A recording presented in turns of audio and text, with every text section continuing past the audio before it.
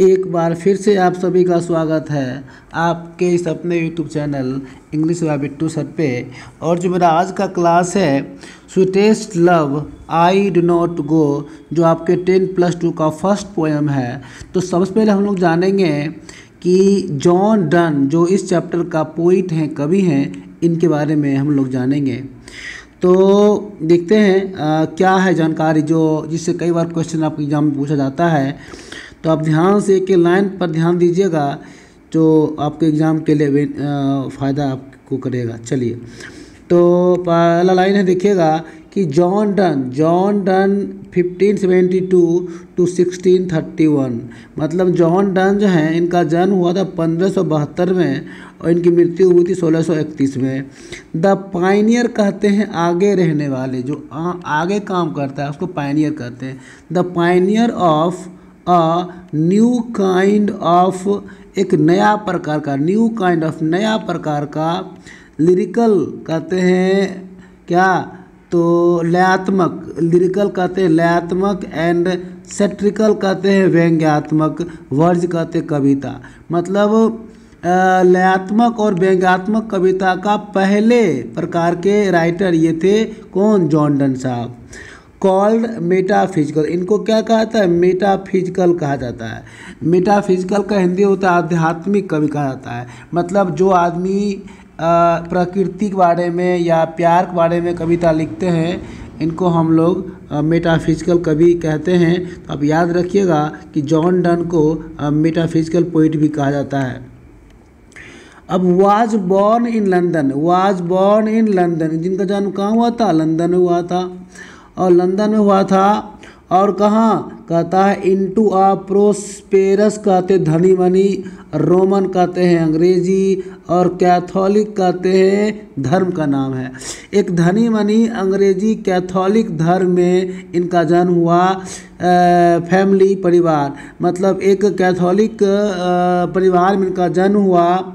Of trader, जो कि व्यापारी थे, ट्रेडर्स थे। एट अ टाइम, उस वक्त, व्हेन, जब, इंग्लैंड था। एस्टॉन्चली कहते पूर्णतः, एंटी कैथोलिक कहते हैं कि जो लोग कैथोलिक धर्म को नहीं मानते थे, एंटी कैथोलिक, ठीक है।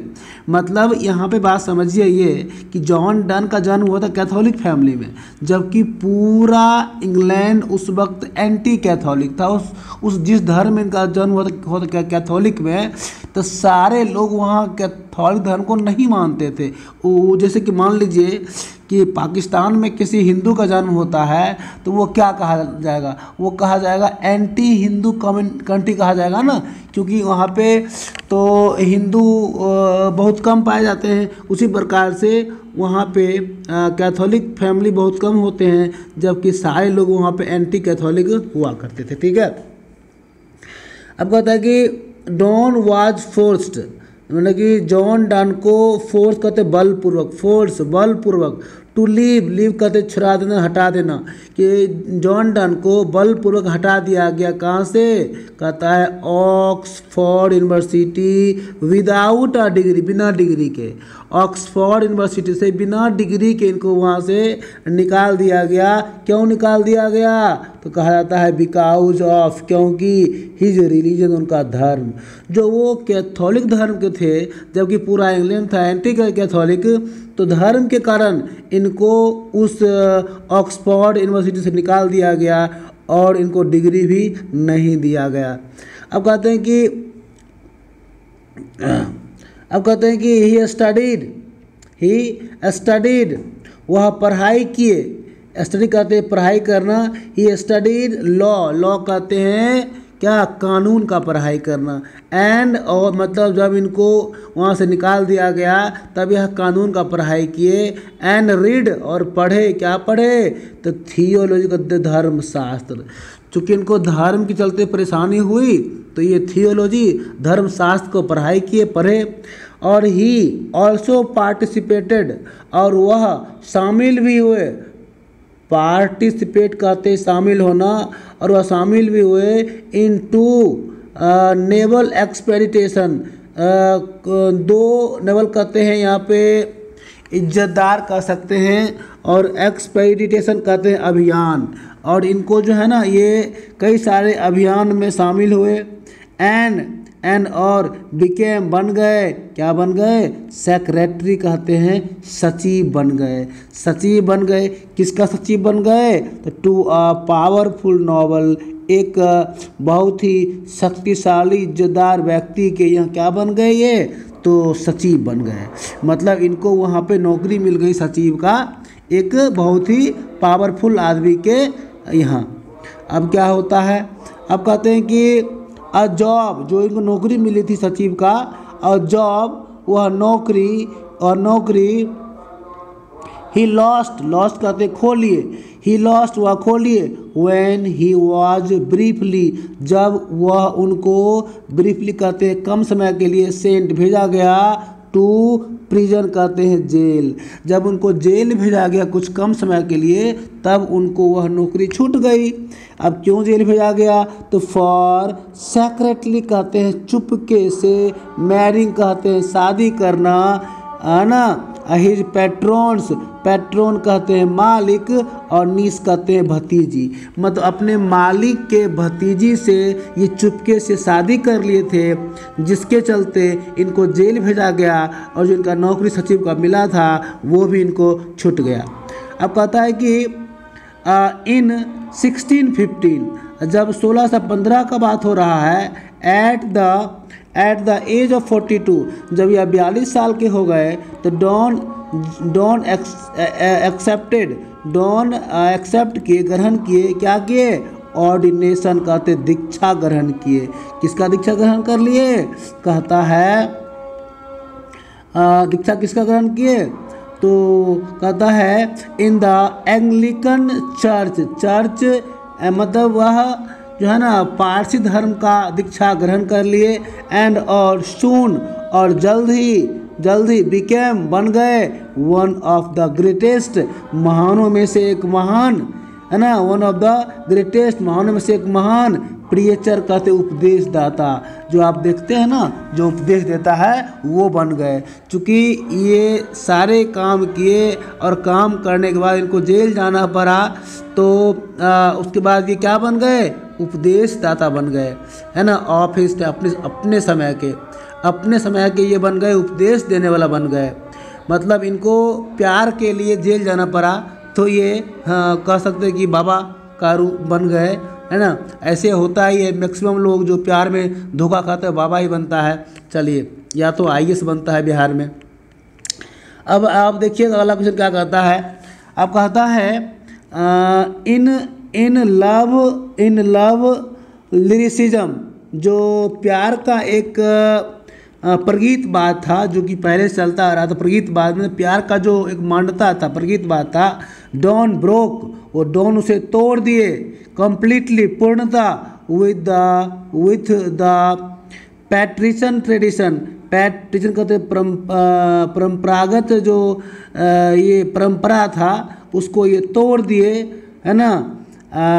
और क्या मैंने जो प्यार का एक परंपरागत बात चलता आ रहा था कि उसको ये कम्प्लीटली तोड़े, और अपने उपदेश के माध्यम से वो क्या किए, कहते हैं इंट्रोड्यूसिंग, लोग को बताए, क्या कैसे, तो एन कहता है इंटेलेक्चुअल, अपने मानसिक, एंड कॉलिक्वल कहते हैं अपने बोल चाल, टोन कहते भाषा, अपने बोल चाल के भाषा में अपने मानसिकता का इस्तेमाल करके, अपनी बुद्धि का इस्तेमाल करके यह प्यार का एक जो परंपरागत नियम चलता रहा था उसको ये तोड़ करके हटा दिए।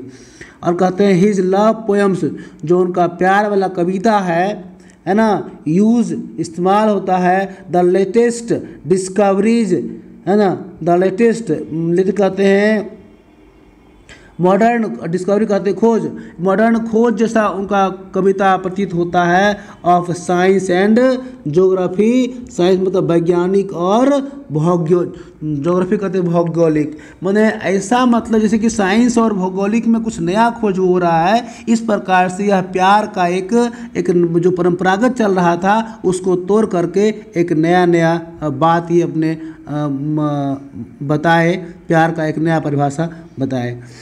अब कहते हैं टू हैमर, जो एक हथौड़ा साबित हुआ, to hammer home at point, उस बिंदु पर आकर के इसका जो प्यार का बात था बहुत ही कड़ा साबित हुआ।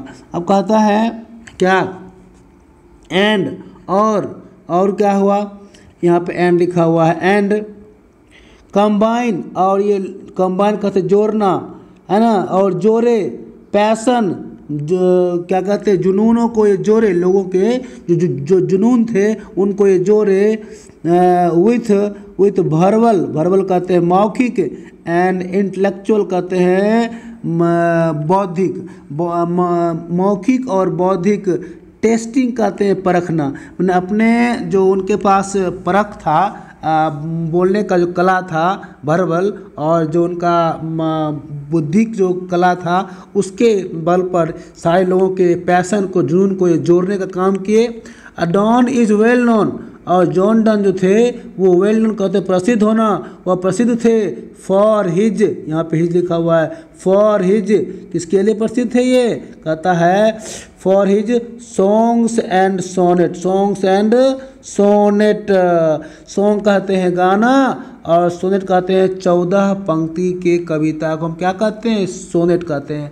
तो यह जो बहुत प्रसिद्ध है किसके लिए, सॉन्ग्स एंड सोनेट के लिए, और किसके लिए, कहता है सेटाइड, चुटकुला, एंड द एलगीज, एलगीज कहते हैं शोक गीत के लिए, चुटकुला के लिए, है ना, और बहुत फेमस थे। एंड सरमन कहते हैं प्रवचन, मैंने कि प्रवचन भी लिखते थे, देते थे, प्रवचन देते थे, शोक गीत गाते थे, और ये चुटकुला गाते थे, और सोनेट और सॉन्ग ये सारे के लिए प्रसिद्ध थे। आप एग्जाम में ऑप्शन देखिएगा, सब वर्ड याद रखिएगा, song and sonnet, satires and the elegies and sermons.